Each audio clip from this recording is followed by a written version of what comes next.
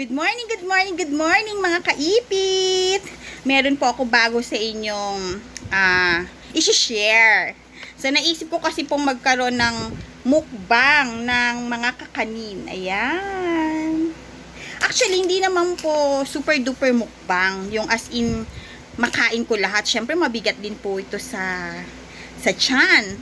Pero gusto ko lang pong ma-share sa inyo, especially po yung mga nasa abroad, yung mga OFW na talagang miss na nila ang mga kakanin ng Pilipinas. Although meron din pong mga kakanin dyan sa iba't ibang bansa, pero iba pa rin talaga ang lasang Pinoy. Sabi nga nila, pag sila'y umuuwi, hinahanap-hanap pa rin po nila ang mga kagaya nito.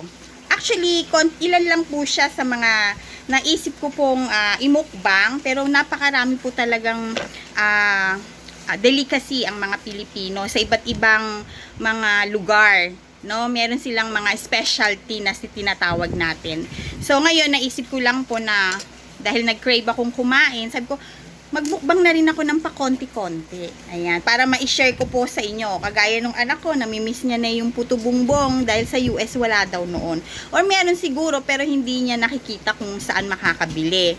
Nung nasa Dubai naman po ako, merong talagang Pilipino na restaurant kung saan may mga puto bumbong, may mga taho, at may mga kung ano-ano pa. Pero iba talaga yung lasa na nandito ka sa Pinas. Kagaya po nito, butchi ang tawag dito. Meron nito sa Chowking na merong mga pinalibutan ng mga puti. Ay, hindi ko alam, nasa dulo ng dila ko kung anong tawag doon. Pero ito po ay local na butchi. So meron po itong munggo sa loob. Masarap din po yung gumagawa nito. Ayan. Masarap po ito.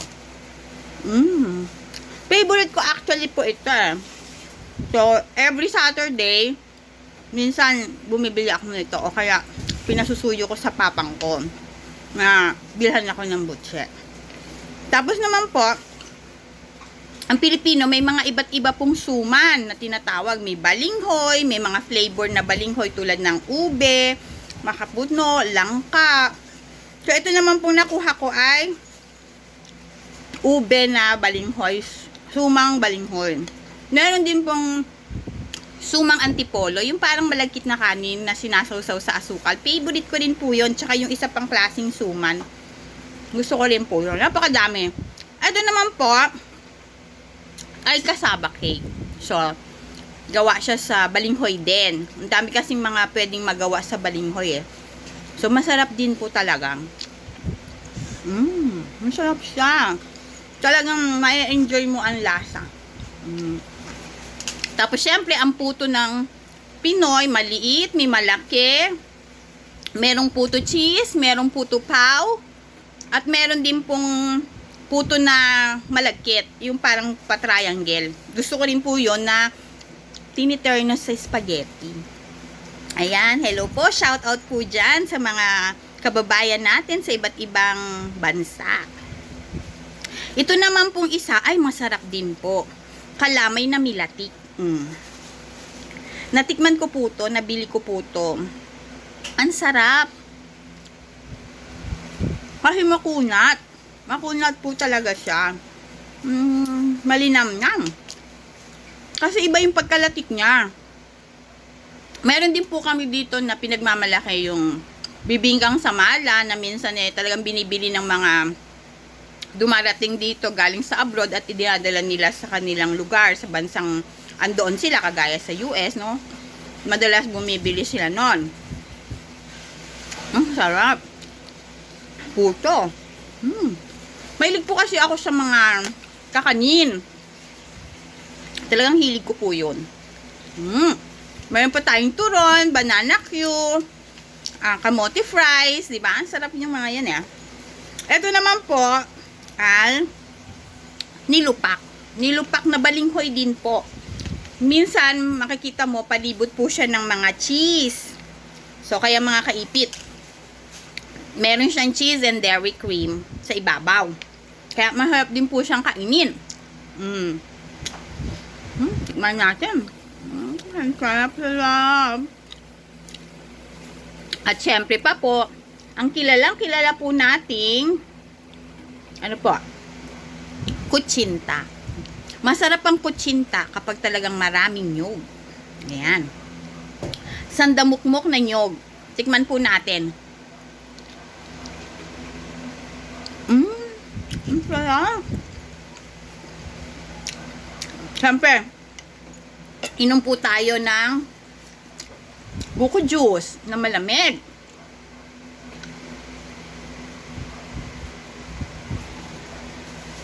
Ay panalo. Gamot din po to sa, minsan nasakit yung mga tadyang natin o balakingking natin. Balakang natin po. Masarap din pong uminom ng buko juice. Yung fresh, yung hindi nyo po hahaluan ng tubig. Sa kailangan, ayan. Fresh na buko juice. Sarap. Tapos meron din pong pinagmamalaki ang kabitenyo. Ang tinatawag nating bibingkoy ni nanay. So, ito ay ilang interview na siya sa palengke gawa nitong kanyang bibingkoy. Meron po kasi siyang white sauce na merong mga sago-sago. Ayan. Tapos, ang lagkit po talaga, as in super lagkit. Na merong pang mais.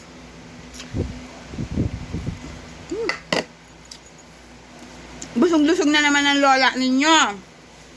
Talagang super duper ang sarap. Marami pa pong kulang dito.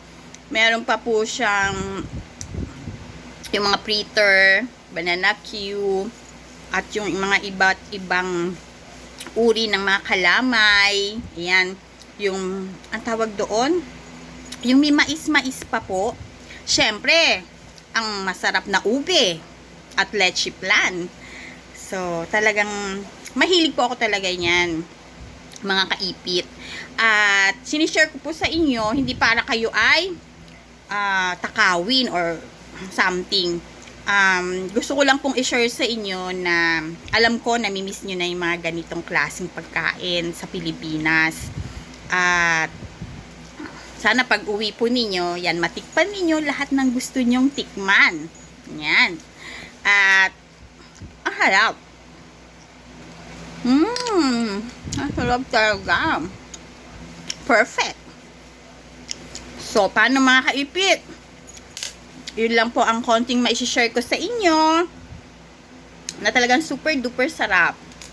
At sana ma-enjoy nyo po itong aking video. And please, subscribe nyo po ako. Yung mga nandyan, follow nyo po ako. Subscribe para po ma-notify po kayo. Click nyo lang po yung notification bell. Meron po ako sa YouTube. At meron din po sa TikTok. And also sa Reels.